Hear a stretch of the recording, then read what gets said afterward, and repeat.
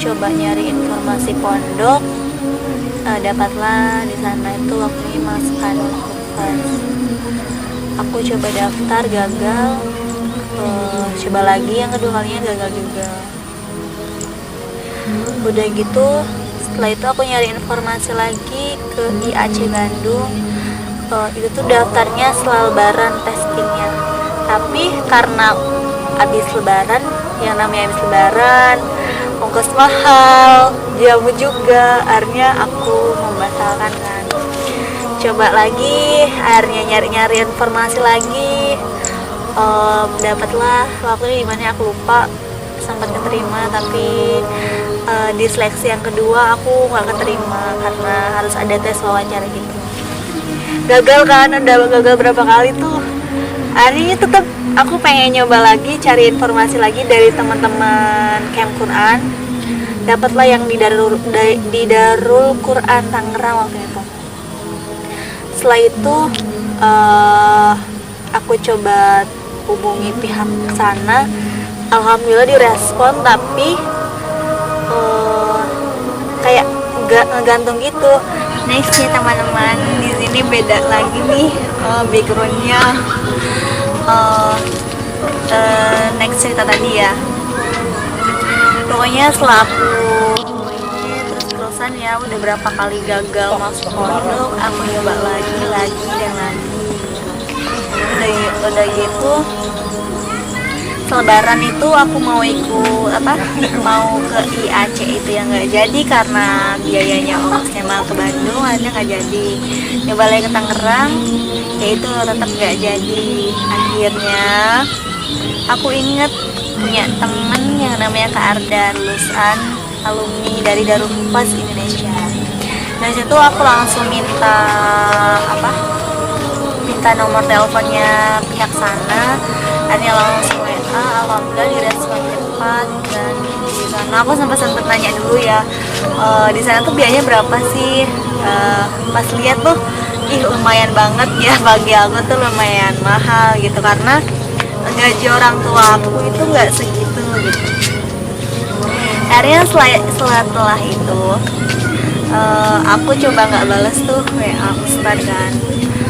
Itu ditanya lagi, gimana jadi Mbak? Oh iya, insya Allah aku jawab jadi, tapi aku lagi masih ngumpulin uang gitu, karena waktu itu aku masih lagi jualan seblak di depan rumahku. Makanya aku sambil ngumpulin beberapa bulan ke sana. Ditanya lagi, gimana Mbak? Jadi akhirnya aku cerita kan, aku punya hafalan segini gitu. Udah gitu, akhirnya ya alhamdulillah atas izin Allah, aku berusaha nyari penuh di mana-mana. Akhirnya aku bisa masuk ke Darul Humas. Walau emang keadaan keluarga aku itu lagi kayak gitu, karena prinsip aku itu pembalasannya orang susah itu dengan prestasi. Walaupun kami orang susah, tapi kalau kita punya prestasi, insya Allah kita bisa mengejar cita-cita kita setinggi apapun itu. Setelah itu kata Ustadz, kamu kapan mau masuknya?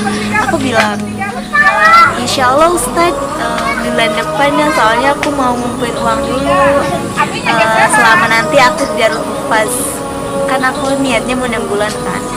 Aku ngumpulin uang dulu tuh, kayak misalkan walaupun ini gitu, pasti butuh yang namanya buat beli sabun sama jajan kan. Tapi terus setelah nyampe situ aku jarang jajan. Setelah itu aku waktu ini tuh bulan Agustus sempat pamitan sama orang tua, izin juga. Orang tua sempat gak ngizinin, tapi aku kasih pengertian sama orang tua. Alhamdulillah orang tua ngizinin dan lulus. Setelah itu aku pergi. Waktu itu aku pergi naik kereta KRL dari Rangkas ke Tanah Abang, baru ke Citayam waktu itu. Aku bareng sama Dokter Hari dan Kak Dita. Waktunya aku dianterin sampai Tanah Abang. Satu aku sana sendiri. Dapat 3 hari di sana. Aku pulang lagi karena waktu itu libur Lebaran Haji. Setelah itu aku sakit. Setelah aku sakit sembuh, di situ tuh pokoknya hatiku tuh lagi lagi pokoknya bingung banget karena waktu itu posisinya adekku tuh mau jalan-jalan kayak study tour gitu, kayak apa ya, kayak penelitian gitu, karena waktu itu adekku tuh lagi kelas 3 SMA, sudah kelas 3 SMA pasti yang namanya cari nilai ya. Setelah itu aku bingung, aduh antara lanjut ke Darul Hufaz apa aku kerja gitu, tapi aku tuh masih pengen mondok, tapi aku di selain itu aku adekku tuh lagi butuh uang buat sekolahnya, artinya pokoknya aku tuh bingung banget. Setelah itu akhirnya aku nanya sama teman, gimana sih aku tuh lagi bingung banget nih antara lanjut dan enggaknya. Temen ngasih saran harus ada satu yang dikorbankan. Akhirnya mau nggak mau dengan berat hati aku korbankan aku untuk pergi ke sana. Alhamdulillah aku pergi ke sana. Nyampe sana aku berangkat lagi. Nyampe sana itu aku mulai ngafal. Waktu aku di juz 2 itu aku ngerasa kesusahan untuk ngafal. Kesusahan untuk ngafal. Pokoknya aku tuh sampai nangis pengen pulang lagi. Tapi karena ngeliat teman-teman yang semangat ngafalnya, mereka aja bisa, masa aku nggak bisa gitu. Aku aja waktu ini bisa melewati cobaan waktu 4 tahun di SMA, masa aku nggak bisa melewati ini semua gitu. Akhirnya aku coba sabar, itu sempat gitu. Aku waktu awal ngafal tuh per hari cuma dapat 5, 6 gitu. Akhirnya aku nanya-nanya ke teman-teman, kenapa sih kok teman-teman bisa 1 hari setengah juz gitu, bahkan ada yang 1 hari 1 juz. Akhirnya aku nanya-nanya, katanya coba untuk fokus. Yaudah, aku coba fokus, tapi tetap aja aku susah ngafalnya. Setelah itu aku coba hanya sebelum tidur tuh aku selalu nyari yang namanya motivasi. Hanya aku coba ikhlas dan di situ juga aku introspeksi diri. Kenapa sih aku ngafalnya itu susahnya? Aku introspeksi diri. Oh iya ya Allah, dalam diri ini tuh masih banyak banget apa ya, sering buat maksiat, sering ya, intinya Al-Quran, ayat suci Al-Quran itu tidak akan masuk bila dalam diri itu masih ada sesuatu yang haram. Makanya aku coba tiap malam jam 2 itu sholat taubat, minta sama Allah gitu diampuni dosa-dosa aku waktu dulu tuh zaman-zamannya jahiliyah itu seperti apa. Aku minta sama Allah buat diampuni dosa-dosanya. Di situ aku perlahan-lahan dipermudah hafalannya, kayak aku coba ikhlas, coba fokus. Alhamdulillah gitu, waktu setengah jam itu aku udah bisa 1 halaman yang biasanya aku 2 jam 3 jam baru 1 halaman. Alhamdulillah aku bisa kayak teman-teman juga gitu dengan coba kita ikhlas. Ternyata setelah aku di juz 16 itu, ya Allah, ternyata ngafal itu mudah. Yang penting satu, kita ikhlas, fokus, nggak mikirin apa-apa. Ya emang sih cobaan ada aja, kayak misalkan kita lagi ngafal nih, kadang kepikiran orang tua, kepikiran temen lah, pokoknya sesuatu yang nggak harus kita pikirin malah kita pikirin kan. Akhirnya ya Allah, ketika aku ngafal itu, ya Allah, ketika aku menghafal tuh tolong fokuskan aku untuk apa ya, biar nggak ada kesalahan ketika aku menyetorkan ini. Jadi aku niatkan itu untuk ya setara pada Allah, sama Allah kayak gitu ya. Itu ternyata mudah banget, yang penting kita ikhlas. Dulu tuh aku pernah diginiin sama orang, teman-teman aku tuh ditanya, kamu mau kemana, kamu mau kemana. Teman-temanku pada jawab mau kuliah, mau kerja kuliah. Aku terakhir ditanya, kamu mau kemana, aku mau mondok tahfiz. Udah itu diginiin sama orang itu, emang bisa di usia aku yang udah 20 tahun ini bisa ngafal Quran.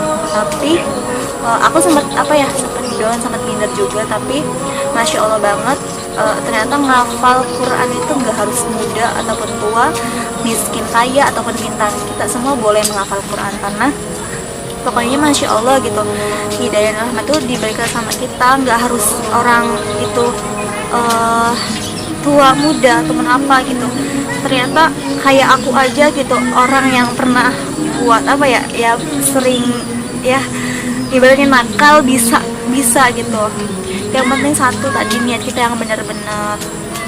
Ya Alhamdulillah sampai aku kemarin wisuda bisa ngelewatin semua itu, walaupun emang sampai sakit juga gitu teman-teman.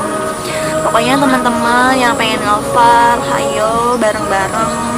Kalau misalkan kalian terkendala sama biaya ataupun apa, ingat pembalasannya orang susah itu dengan prestasi. Terus kalian jangan minder kalian udah apa ya, umurnya udah di atas 20 nggak usah minder, karena ngafal itu nggak perlu muda ataupun tua. Dan sesuatu yang luar biasa itu didapatkannya pun dengan tidak cara biasa-biasa, butuh proses yang panjang. Buat teman-teman, mungkin kita tutup ya sharing session ini. Nanti kita bisa lanjut di lain waktu. Kalau misalkan ada yang perlu ditanyakan, boleh DM aku, add aja Irda Silastari. Jangan lupa follow ya, sama follow juga akunnya Darul Hufaz Indonesia sama MR Editing yang udah ngedit nih video ini.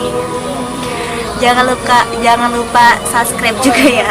Yaudah, assalamualaikum warahmatullahi wabarakatuh. See you next time.